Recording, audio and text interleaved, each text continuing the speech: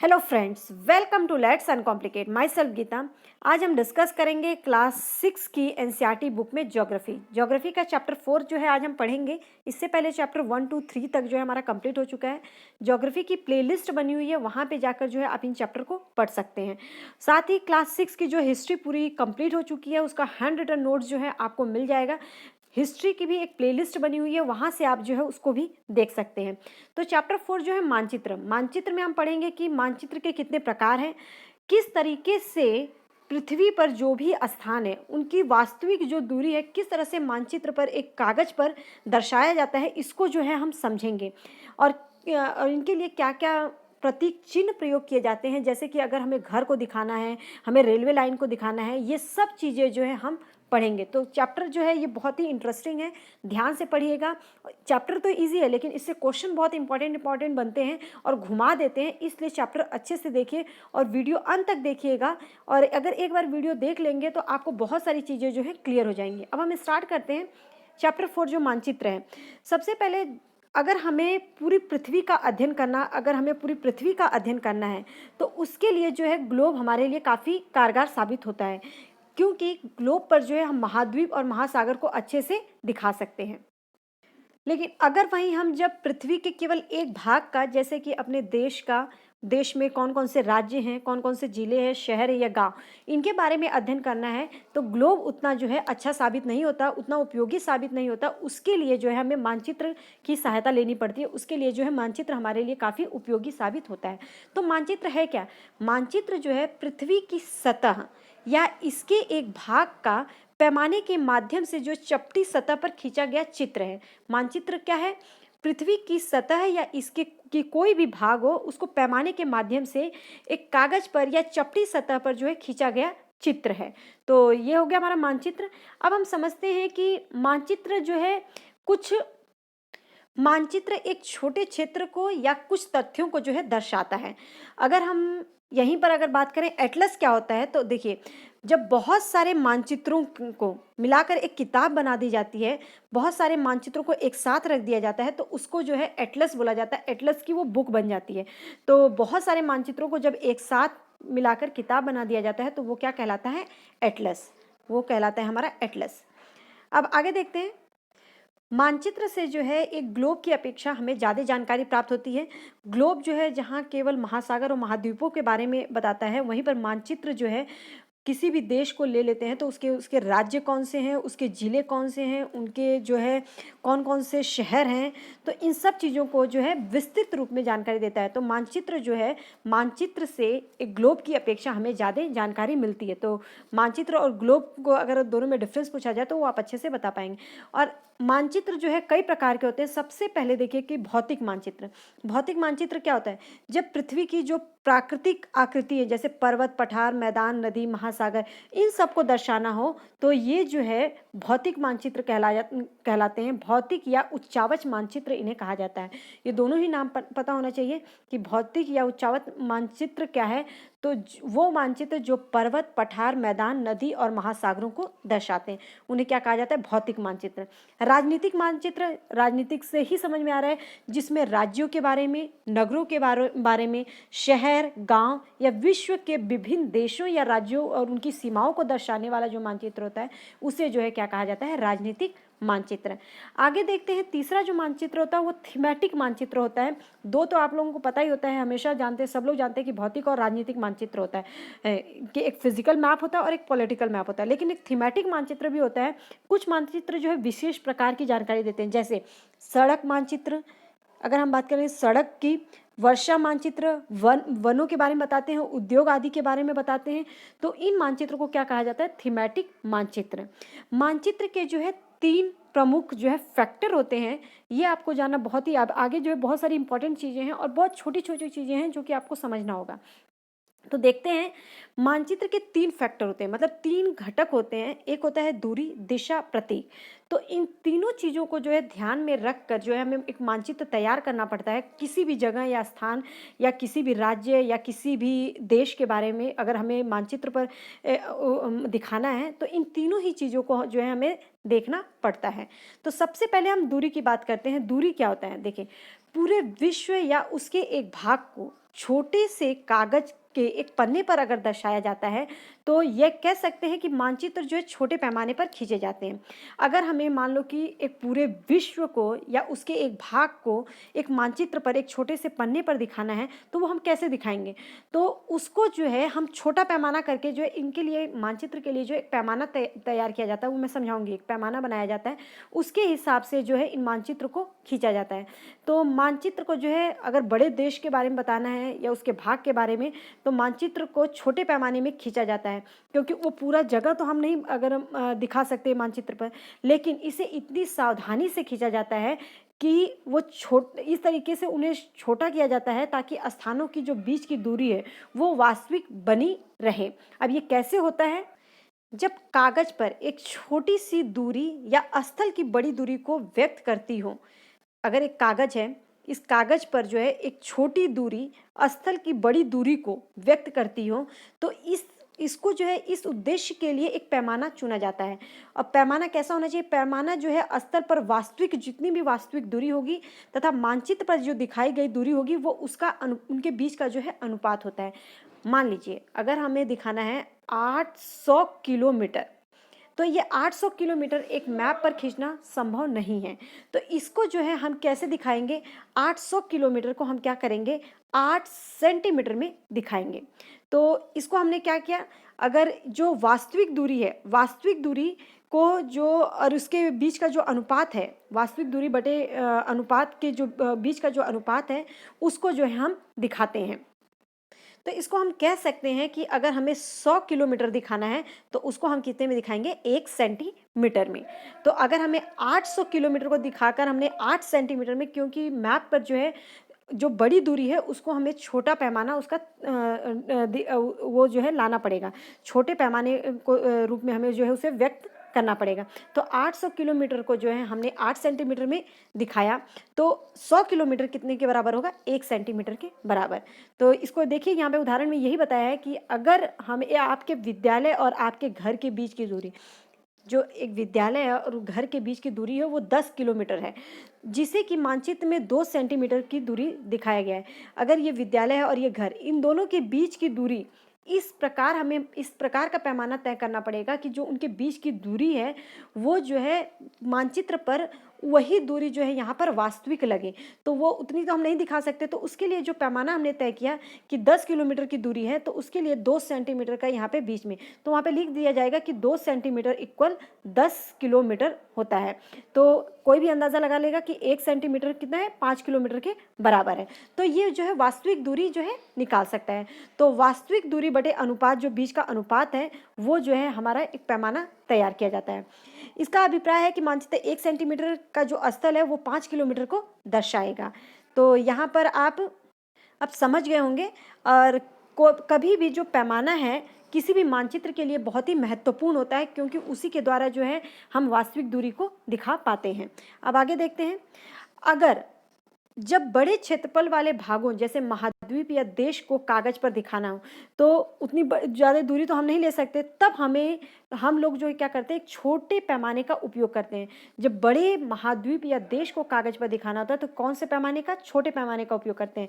कैसे? उदाहरण के लिए समझिए, देखिए मानचित्र पर 5 सेंटीमीटर हम लेते हैं 500 किलोमीटर को। अगर 500 किलोमीटर दिखाना है तो इसके लिए हमने जो है क्या चूज़ किया? 5 सेंटीमीटर। मतलब अगर हमें 100 किलोमीटर दिखाना है तो उसके लिए क्या हो जाएगा? 1 सेंटीमीटर। तो ये क्या है? छोटा पैमाना। बड़े स्थान को दिखाने के लिए, बड़े जो महाद्वीप या देश को कागज पर अगर दिखाना है तो उसके लिए हम छोटे पैमाने का प्रयोग करते हैं और इसे कहा जाता है छोटे पैमाने वाला मानचित्र। वहीं अगर हमें छोटे क्षेत्रफल के भाग को, जैसे गांव या शहर को कागज पर दिखाना है, तब हम बड़े पैमाने का उपयोग करते हैं। जैसे कि अगर 500 किलोमीटर की दूरी को मानचित्र पर दिखाया जा रहा है तो वो 500 सेंटीमीटर को दर्शाया जाता है।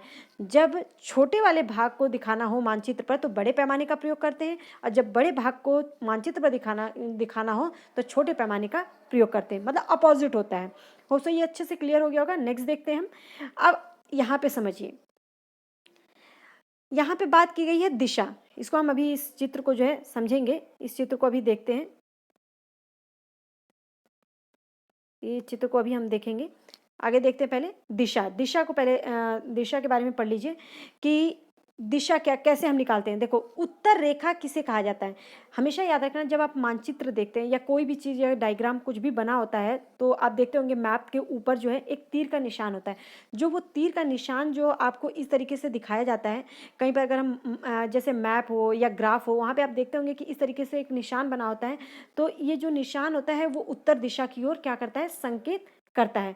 तो ये तीर का निशान जो दिशा को दर्शाता है वो उत्तर रेखा, उसे जो है उत्तर रेखा कहा जाता है। और जब आपको उत्तर पता होगा तो आप जो है बाकी दिशाओं का अच्छे से जो है जान सकते हैं, अच्छे बाकी दिशाओं का पता लगा सकते हैं कि जो हमारी सुई जो है हमेशा जो है कैसे घूमती है, क्लॉकवाइज जो है, क्लॉकवाइज में। तो उत्तर अगर आपको पता है तो उसके अगला जो होगा वो पूरब होगा, मतलब ये हमारा क्या होगा, ईस्ट होगा, उसके बाद साउथ होगा और ये क्या हो जाएगा, वेस्ट। तो इस तरीके से आप वो अच्छे से पता लगा सकते हैं अगर उत्तर दिशा का आपको पता चल जाए। तो इस तरह से आप जो है यही बताया गया है कि दूसरी जो दिशाएं हैं जैसे पूर्व पश्चिम दक्षिण के बारे में आसानी से पता लगा सकते हैं। अब ये जो दिशा है ये तो हम पता लगा सकते हैं, लेकिन इनके अलावा भी जो है 4 मुख्य दिशाएं जैसे उत्तर दक्षिण पूर्व पश्चिम को जो दिखाया गया है वो उनको प्रधान दिग बिंदु कहा जाता है, जो मेन दिशाएं होती हैं।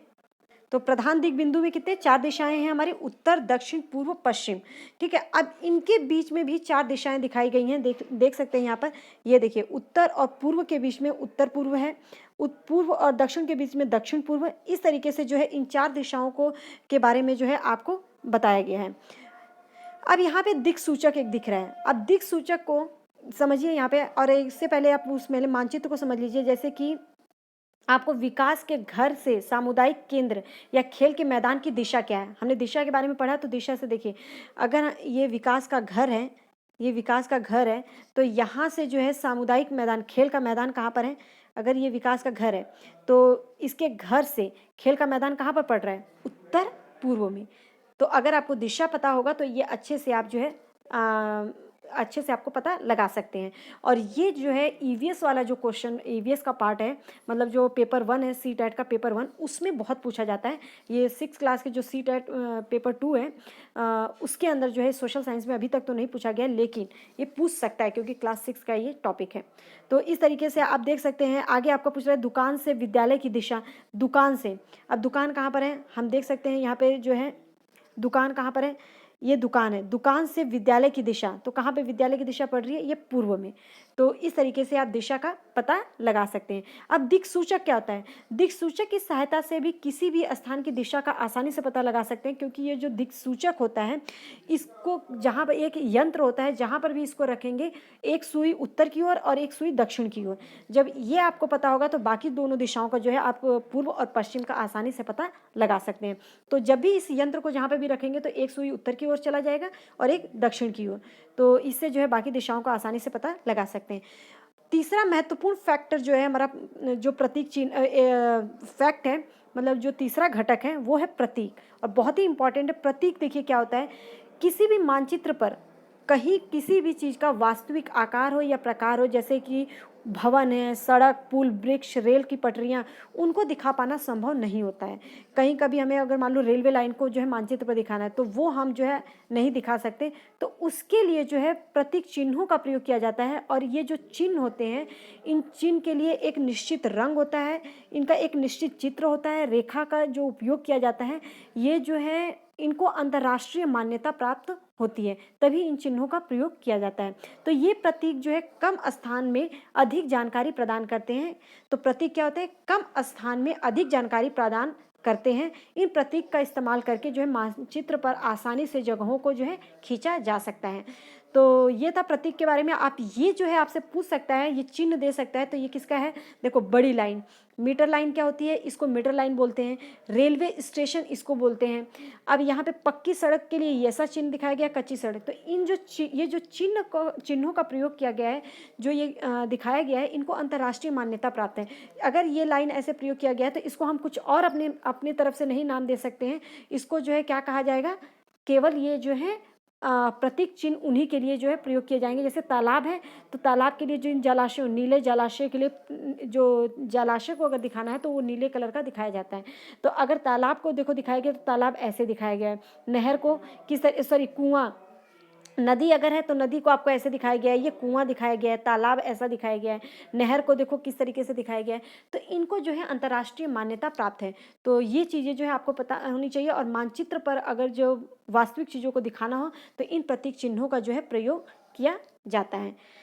आगे देखिए कि ये जो मान ये तो मैंने बता दिया कि जो ये प्रतीक चिन्ह है, इनका उपयोग के संबंध में अगर इनको एक अंतर्राष्ट्रीय सहमति प्राप्त हुई है तो इनको जो है ऋण चिन्ह भी कहा जाता है। क्या कहा जाता है? ऋण प्रतीक कहे जाते हैं, ऋण चिन्ह कहा जाता है। कुछ ऋण प्रतीक जो दर्शाए गए, जैसे देखो इनके लिए एक विशेष रंग होता है, एक विशेष चिन्ह बनाया जाता है, एक विशेष लाइन होती है। तो रंगों का उपयोग भी इसी उद्देश्य से किया जाता है कि वो उसको प्रकट कर सके। जैसे नीले रंग का इस्तेमाल जो है जलाशय के लिए किया जाता है। अगर भूरे रंग का प्रयोग किसके लिए किया जाता है? पर्वत के लिए। पीले रंग जो है पठार के लिए। हरा रंग जो है मैदान दिखाने के लिए। आप यहाँ पे देख सकते हैं, अगर ये पेड़ दिखाया गया है तो ये क्या है? पेड़ है। ये देखो ये क्या है? रेलवे स्टेशन है। अब यहाँ पे ये क्या है? नदी है, तो इसको नीले कलर से दिखाया गया है। ठीक है, इस तरीके से जो है आपको ये मानचित्र पर जो है इन चीज़ों को दर्शाया जाता है।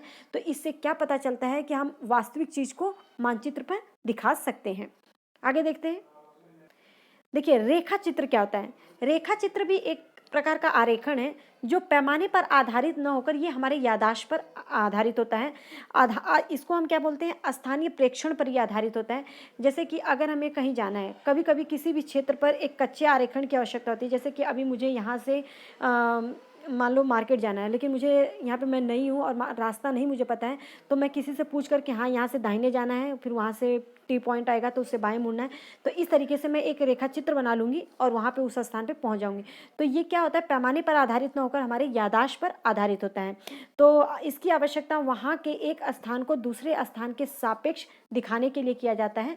तो उदाहरण से आप समझ ही गए होंगे। और कच्चे आरेख को बिना पैमाने की सहायता से जो खींचा जाता है, कच्चे आरेख को बिना पैमाने की सहायता से, उसे रेखा मानचित्र कहा जाता है। आगे देखिए खाका क्या होता है? एक छोटे क्षेत्र का बड़े पैमाने पर खींचना।